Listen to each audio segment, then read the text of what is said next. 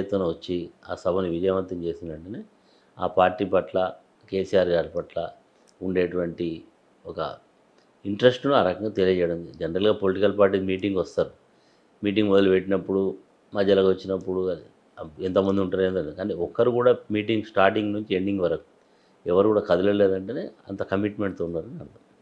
కానీ సభకు అంత జనాలు వచ్చినా కూడా సభ సక్సెస్ కాలేదు, కేసీఆర్ గారి మాటలో పసలేదు అనేది తెల్లారు అందరూ మీడియాలో కానీ రాజకీయ విశ్లేషకులు మాట్లాడిన మాట. ఏం చెప్తారు దీని మీద? ఎప్పుడు కూడా అదొక 20 సంవత్సరాలు అడుగు పెడుతున్న సందర్భంలో పెట్టినటువంటి ఒక సభ.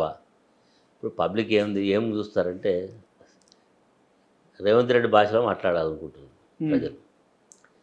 కేసీఆర్ గారు ఆయన ఒక పరిణితి చెందిన రాజకీయవేత్త కాబట్టి అసలు రేవంత్ రెడ్డి ఏమో కేసీఆర్ మాకు ఇన్స్పిరేషన్ అంటుండే కదా సార్. ఆయన ఇన్స్పిరేషన్ కాబట్టి ఇన్స్పిరేషన్ దేనికి ఇన్స్పిరేషన్? నిజంగా నువ్వు కేసీఆర్ను తో పోటీపడి నీ యొక్క స్కీమ్స్ ఇంప్లిమెంట్ చేయడంలో ఇన్స్పిరేషన్ ఉండాలి. కానీ ఆయన మరి చెప్పడం అట్లా చెప్తున్నాడు, కానీ కేసీఆర్ రేవంత్ రెడ్డి లెక్క మాట్లాడిండా? కేసీఆర్ లెక్కనే మాట్లాడిండు కదా. ఆయన పేరు కూడా ఎత్తలే. ఎందుకు సార్ సీఎం పేరు ఎత్తకపోవడానికి ఏం కారణం? ఏంటంటే సీఎం లెక్క లేడు, యాక్సిడెంటల్ సీఎం ఆయన. అంతేనా? అంతే, యాక్సిడెంటల్ సీఎం పేరు ఎమ్మెత్తాడు ఆయన. కానీ ఎన్నికల ముందు రేవంత్ రెడ్డి ముఖ్యమంత్రి అవుతాడని ప్రజలు కూడా ఓటేసినారు కదా సార్. కేసీఆర్ అట్లా చెప్పిలా ఎన్నికల ముందు రేవంత్ రెడ్డి సీఎం అయితే కాంగ్రెస్ ప్రకటించలేదు కానీ మరి అంతే. కాంగ్రెస్ పార్టీలో ఎనీథింగ్ పాసిబుల్. రేపు ఈయన ఉంటాడని గ్యారెంటీ ఉందా? ఈయన ఉంటాడని ఏం గ్యారెంటీ ఉందా? మీకున్న సోర్స్ ప్రకారం ఏముంది సార్? నాకేం తెలుసు, నువ్వు చెప్పాలి. అంటే వాళ్ళ పార్టీలోనే చెప్తుండు. ఢిల్లీకి 50 సార్లు పోయొచ్చిండు. దాదాపు 500 రోజులు 556 రోజులలో 50 సార్లు 50 రోజులు ఆడనే ఉండొచ్చిండు. అంటే 10% ఆడే వేయండు. రోజు ఆయన ఢిల్లీ నాయకత్వాన్ని ప్రసన్నం చేసుకోవడానికి, ఆయన కుర్చీని కాపాడడానికి పోతుండే అని అంటుండ్రు. ఒక పక్క గోతులు తీసేటోళ్ళు నా వెనకనే ఉన్నారని ఆయనే చెప్పిండు. నా కుర్చీలో కూర్చుందామని చూస్తున్నారని ముఖ్యమంత్రి చెప్పిండు కదా, నేను చెప్పిన మాట కాదు. అంటే ఆయన ఎంత అభద్రతా భావంతో పరిపాలన చేస్తుందని దానికి ఒక ఇండికేషన్. రేవంత్ రెడ్డి పరిభాషను తర్వాత నిన్న మొన్న చిట్చాట్లు చెప్పిండు, నాకు హైకమాండ్తో ఏం లేదు అంతా బాగానే ఉంది. అట్లా చెప్పిండంటేనే ఏదో ఉందండి, కొంచెం కాల హాయ్ అన్నట్టే కదా, అంతే కదా. కాబట్టి రేవంత్ రెడ్డి పరిపాలనను కేసీఆర్ గారు ప్రస్తావన చేసిండు. ఆయన పేరెత్తకుండానే ఈ ప్రభుత్వం అదొక స్ట్రాటజీ సార్ కేసీఆర్ గారిది. స్ట్రాటజీ ఏముంటుంది? ఇప్పుడు ఈ పేరెత్తి ఆయన స్థాయిలో ఎత్తలేదు. 2 రకాలు. అంటే ఆ ప్రభుత్వాన్ని జనరల్ ప్రజా తీర్పు కదా సార్, ప్రజా తీర్పు. అందుకొరకు ఏమన్నా ప్రజా తీర్పు గౌరవించింది కదా.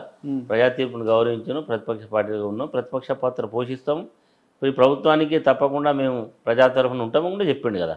మేము ఏం బాధపడకండి, రాబోయేది మళ్ళీ మనం వస్తాం, డెఫినెట్గా ఈ ప్రభుత్వానికి ఏదైనా వ్యతిరేకత చేస్తే మనం పోరాటం చేద్దాం, నేనే వస్తా, ముందుకు వస్తా, కలిసిపోదామని చెప్పిండు కదా. ఇంకా అంతకంటే ఏం చెప్తాడు? ఇప్పుడు ఏంటంటే పబ్లిక్ కూడా ఎట్లున్నారంటే రేవంత్ రెడ్డి భాషలో మాట్లాడాలని అనుకున్నారు, కానీ కేసీఆర్ గారు కాబట్టి కేసీఆర్ భాషలో మాట్లాడాడు. గతంలో కూడా ఆయన భాషలోనే మాట్లాడింది కదా సార్. ఇవే మాటలు గతంలో కూడా మాట్లాడు. పేగులు తీసి మెడ చేసుకుంటాను ఎప్పుడు మొన్న మాట్లాడిన మాటలే గతంలో కూడా మాట్లాడి ఆయన అంతే. అదే ఆయన సామెతలు చెప్పిండు, అదే స్థాయిలో మాట్లాడు. ఇప్పుడు ఏమనుకుంటారంటే ఇప్పుడు రేవంత్ రెడ్డి భాషలో మాట్లాడాలంటే ఏంది?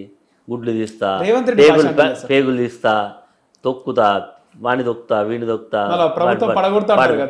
మేము పడగొడతామండి. గతంలో అన్నారు కదా ఊరికేనే గతంలో మీ పార్టీ ఎమ్మెల్యేలు అన్నారు కదా, అరే పడగొట్టమని ప్రజలు కోరుకుంటున్నారు అని చెప్పిండు. ప్రభుత్వాన్ని పడగొట్టే మార్గం లేదా అని అంటున్నారు. కామన్ మ్యాన్ ఎక్కడ పోతాం మేము, అరే క్యాష్ సాబ్ ఏంది భయ్ ఇట్లుంది ప్రభుత్వం ఏంటంటే, అవును భయ్ ఏసీలో అనుభవించిన 3.5 ఏళ్ళు ఇంకా అరే ఏమైనా మార్గం లేదా, ఈ గవర్నమెంట్ పోతే బాగుండు, అది ఎందుకే బాగా చేసి అన్నిట్లలో ఫెయిల్యూర్ ఉంది, మొత్తం మాకు అన్ని రకాలుగా ఇబ్బంది వస్తుంది అని భావన ఒక సగటు ఓటర్కి వచ్చిందంటే అదే అభిప్రాయానికి ఇట్లా అనుకుంటున్న ప్రజలని కూడా బాగా బీఆర్ఎస్ పబ్లిసిటీ చేస్తుంది కదా సార్. ఉన్నది లేనట్టు కూడా ఉన్నది లేనట్టు మన హెచ్సివిలో ఒక దగ్గర జింకలు, పికాక్లు, నెమలిలు ఎగురుతుందో లేవా అంటే అంత దగ్గర నుంచి అది ఇప్పుడు ఏ ఫోటో. నేను ఒకసారి పోయినా అక్కడ యూనివర్సిటీకి పోయినా, పోతే జింకలు తిరుగుతున్నాయి. జింకలు ఉన్నాయి, నెమళ్ళు ఉన్నాయి. అదే ఇంత సిటీకి దగ్గర ఉన్నాయి అంటే అవన్నీ న్యాచురల్గా డెవలప్ అయినవి ఉన్నాయి. ఇప్పుడు మరి ఎందుకు ఒక మరి మనకంటే ఇల్లు ఉంటుంది అని జనికి ఎడవై ఉండాలి. అది అడవిలో జరిగేది ఉంటుందా? కుక్కలు పీక తినాయి చచ్చినాయి. నెమళ్ళు జాతీయ పక్షాలు ఎక్కడ ఉండాలి? కాబట్టి ఆయన చేసిన దాన్ని డెఫినెట్గా ఎక్స్పోజ్ చేస్తారు. ఆపోజిషన్ రోల్ ఏంది మాది? ఉన్నదాన్ని ఫోటో పెట్టడం తప్పేం కాదు కదా.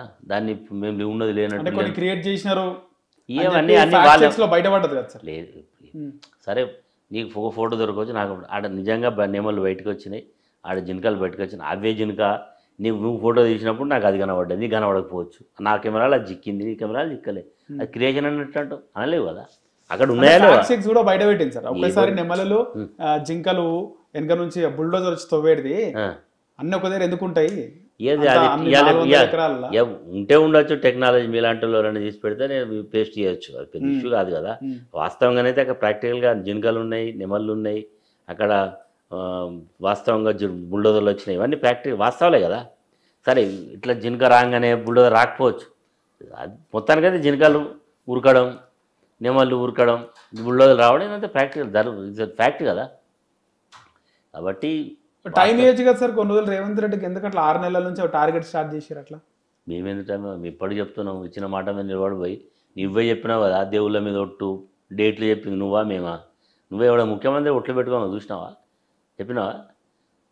దేవుని పోతే వరంగల్కి వస్తే భద్రకాలం వంటివి, యాదిరుట్టవది లక్ష్మీ నరసింహస్వామి, కరీంనగర్ పోతే ఇంకో దేవుడు, ఇక్కడ రాజన దేవుడు అంటే ఇంకొకడు, ఏ దేవుని పేరు పెడితే నన్ను నమ్ముళ్ళు అంటివి, పార్లమెంట్ ఎలక్షన్లు ఓట్లు వేయించుకుంటువి. మళ్ళీ మొన్న 26 జనవరి అంటివి, మార్చి 1 అంటివి, మార్చి 31 అంటే నువ్వే పెడుతున్నావు డేట్లు, మేము పెడతలేము. ఆ డేట్లనే అదే ఉన్న మాట. ముఖ్యమంత్రి అంటే ఒక జీవో, ముఖ్యమంత్రి అంటే ఒక ఆర్డర్. నువ్వు ఓట్లు పెట్టుకున్నాడు పోయి మా తెలంగాణ స్టేట్ ఇజ్జత్ తీస్తున్నావు అని మా బాధ కాదు. ఓట్లు పెట్టుకోక ఉన్నది చేయమంటున్నాను. లేనట్టు సార్ మొత్తం ఈ 5 ఏళ్ళు కూడా ఉండాలని కోరుకుంటున్నాము. ఎందుకు ఉండనియమో ఆయన మంచిగా పరిపాలన చేయాలని కోరుకుంటున్నాం. ఆయన పరిపాలన ఇచ్చిన మాట మీద నిలబడి అందరికీ ప్రజలకు ఇచ్చిన వాగ్దానాలు అమలు చేయాలని కోరుకుంటున్నాం. చేయకపోతే డెఫినెట్గా అడుగుతాం. అడగాల్సిన బాధ్యత కూడా లేదా మా మీద. ప్రతిపక్ష పార్టీ ఏంది? ప్రజల పక్షాన ఉండాలి, ప్రజలకు ఇచ్చినటువంటి వాగ్దానం అమలు చేయాలని మేము కోరుతాం. డెఫినెట్గా ఆ పని చేస్తాం. మొన్న రీసెంట్గా ప్రొఫెసర్ నాగేశ్వరరావు బీఆర్ఎస్ బీజేపీలో విలీనం అయ్యే అవకాశాలు ఉన్నాయని మాట్లాడినాడు ఒక వీడియోలో. ఏమంటారు దాని మీద? ప్రొఫెసర్ నాగేశ్వర్ గారు మంచి రాజకీయ విశ్లేషకుడు, కానీ అట్లా ఆయన బేస్లెస్గా మాట్లాడతాడని నేను అనుకోను. మరి ఏ కంటెస్ట్లో నేను వినలే మొత్తం. అంటే అట్లేమో ఎందుకు విలీనం అవుతుందండి? ఏం అవసరం ఉంది? ఈ పార్టీకి ఒక స్థిరమైనటువంటి ఓట్ బ్యాంక్ ఉంది, స్థిరమైనటువంటి లీడర్స్ ఉన్నారు, స్థిరమైన నాయకుడు ఉన్నాడు. ఇది ఎవరి మీద డిపెండ్ అయ్యేది కాదు. ఎందుకు బీఆర్ఎస్ పోయి బీజేపీలో కలవాల్సిన అవసరమే ఉంది? అంతా కూడా అసందర్భమైనటువంటి మాటలు తప్ప ఇల్లేముండదు. ఆయన ఏ రకంగా మాట్లాడి నేను చూడలేదు. అట్లాంటిది ఉండదు.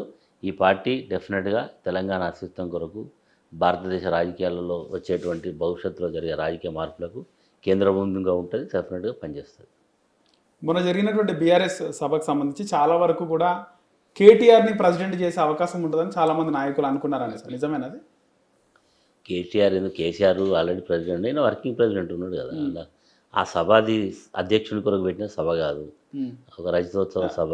పట్టాభిషేకం కూడా అవుతుంది. ఏది పట్టాభిషేకం? ఏదైనా రాజుల కాలమా పట్టాభిషేకం? కానీ అవన్నీ ఏముండవు. పట్టాభిషేకాలు గిట్టాభిషేకాలు ఏముండవు.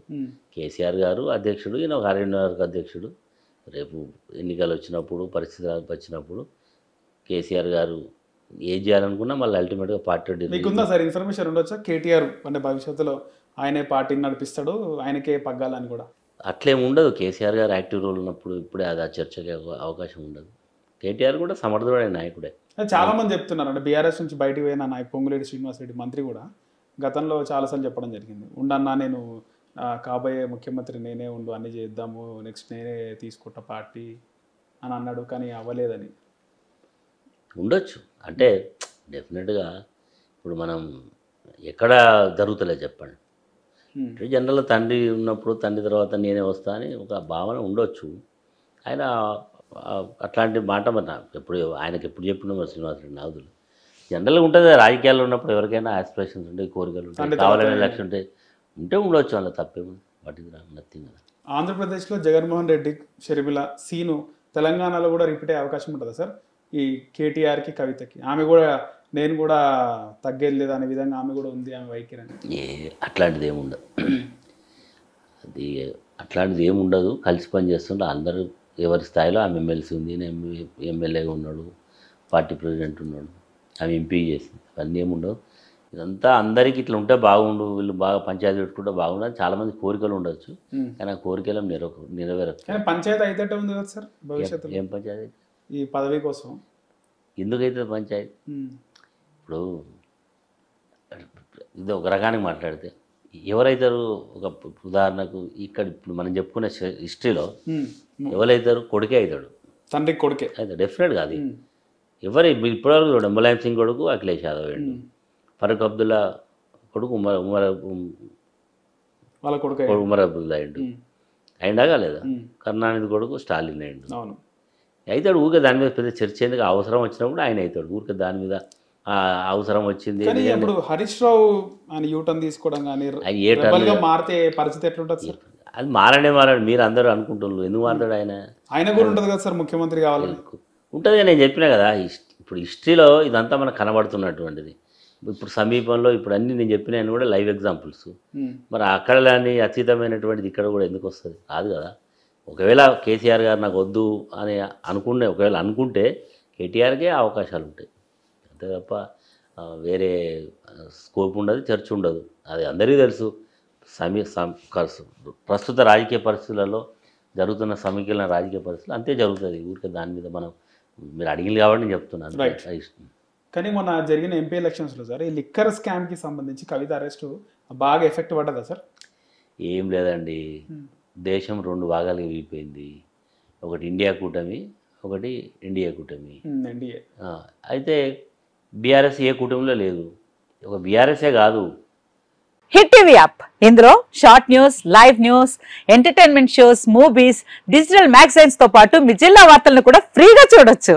అంతేకాదు కేజీ నుంచి పీజీ వరకు విద్యార్థులకు స్కాలర్షిప్ కూడా అందిస్తున్నాం. ప్రతి వారం 10 మందికి లక్కీ డ్రా ద్వారా ఒక్కొక్కరికి 10,000 రూపాయలు అందిస్తున్నాం.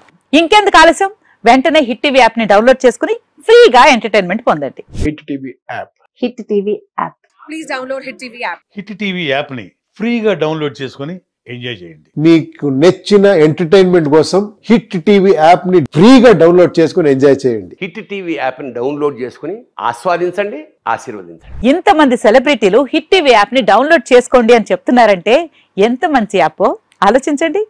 అమెరికా అమెరికా అమెరికా అమెరికాలో చదవాలనుకునే వాళ్ళకి విశ్వసనీయమైన పేరు మన శౌర్య కన్సల్టెన్సీ. UK లో 1 year masters, UK లో 1 year masters, 2 years work permit up to 5 years visa. Contact Shaurya Consultancy. Contact 89851 89851.